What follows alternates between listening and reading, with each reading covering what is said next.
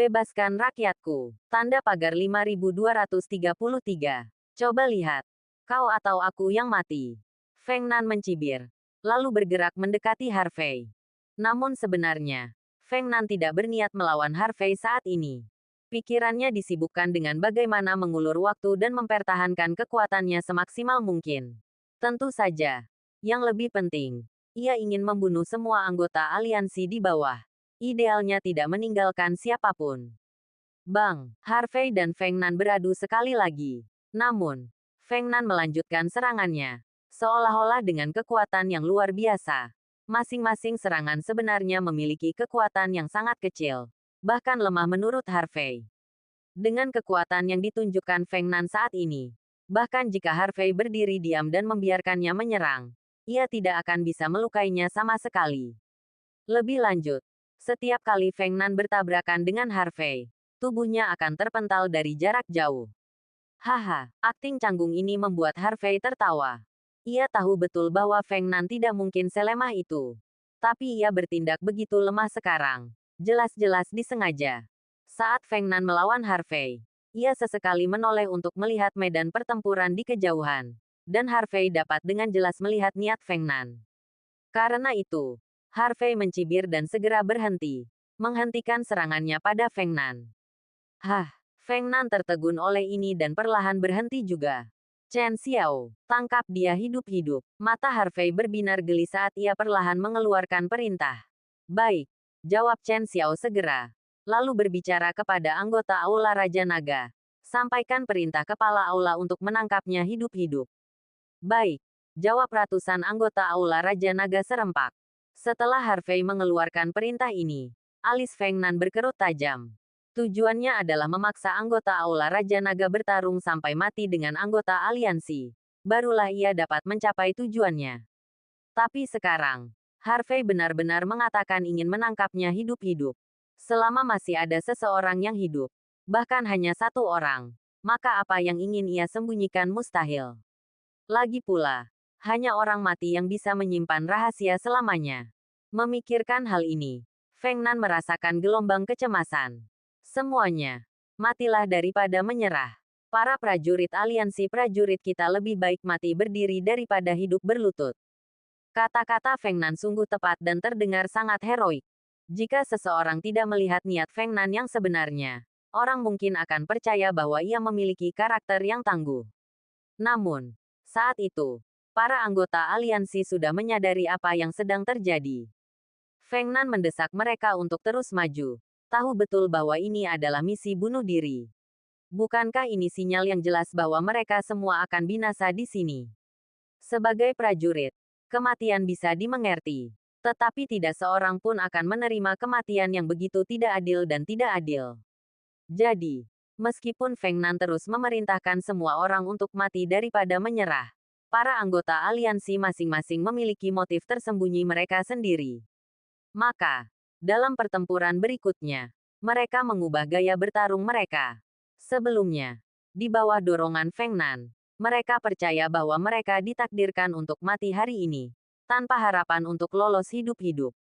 Dalam situasi ini, mereka tentu akan bertarung sekuat tenaga, bahkan dengan mengorbankan nyawa, untuk menimbulkan kerusakan berat pada musuh. Namun sekarang, Harvey telah memberikan perintah, dan para anggota Aula Raja Naga mengikutinya dengan ketat, menggunakan serangan yang lebih ringan. Dalam situasi ini, para anggota aliansi melihat harapan baru, sehingga mereka berhenti bersikap kejam. Ah, tolong aku. Aku tidak bisa bergerak. Ketika salah satu anggota aliansi dilumpuhkan oleh dua anggota Aula Raja Naga yang mencengkeram lengannya, anggota aliansi lainnya tiba-tiba mendapat ide. Feng Nan telah mengatakan mereka harus bertarung sampai akhir. Tetapi jika mereka tertangkap dan tidak dapat bergerak, Feng Nan tidak bisa menyalahkan mereka, bukan? Maka, orang-orang ini pun mengikuti. Dalam sekejap mata, sebagian besar anggota aliansi yang tersisa ditangkap, hampir dengan setengah hati. Pada akhirnya, hanya 7 atau 8 anggota aliansi yang tersisa, masih bertarung dengan sengit.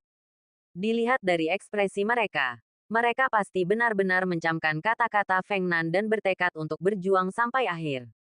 Namun, ini bisa dimaklumi. Lagi pula, dimanapun, ada orang-orang yang sangat keras kepala. Bahkan keras kepala dan tak tergoyahkan. Dan untuk orang-orang itu, Chen Xiao tentu saja tidak mau repot-repot membuang waktu. Bunuh mereka. Chen Xiao melambaikan tangannya dan memberi perintah. Meskipun Harvey Elah menyuruhnya untuk menangkap mereka hidup-hidup, jumlah yang sudah ditangkap sudah lebih dari cukup. Karena beberapa orang ini tetap keras kepala, tidak perlu membuang energi lebih lanjut. Ya, atas perintah Chen Xiao, anggota Dragon King Hall segera melancarkan serangan tanpa ampun. Bang, krak, para Master Dragon King Hall melancarkan serangan dahsyat. Beberapa orang yang masih keras kepala melawan langsung terbunuh tanpa sempat berteriak. Baru pada saat itulah anggota aliansi menyadari bahwa perlawanan mereka yang dianggap keras kepala itu hanyalah lelucon. Ketika anggota Dragon King Hall benar-benar mengerahkan seluruh kekuatan mereka, mereka menyadari kesenjangan antara mereka dan Dragon King Hall. Baru saja, Dragon King Hall hanya menahan diri. Jadi, anggota aliansi yang tersisa menundukkan kepala, patuh seperti burung puyuh kecil. Dengan tewasnya anggota aliansi di tempat, pertempuran di sini benar-benar berakhir. Wajah Feng Nan menjadi muram setelah menyaksikan kejadian ini. Ia tidak menyangka Harvey akan berbuat sekeji itu padanya. Feng Nan awalnya berpikir bahwa dengan semua anggota aliansi tewas, kabar tentang ketidakmampuannya tidak akan sampai ke markas aliansi.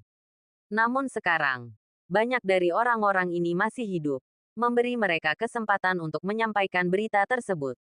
Lebih lanjut, Feng Nan tidak bisa pergi. Jika ia meninggalkan orang-orang ini dan melarikan diri, cepat atau lambat, kabar tentang tindakannya akan sampai ke markas. Anggota aliansi ini memang bodoh, tetapi mereka yang berada di markas tidak.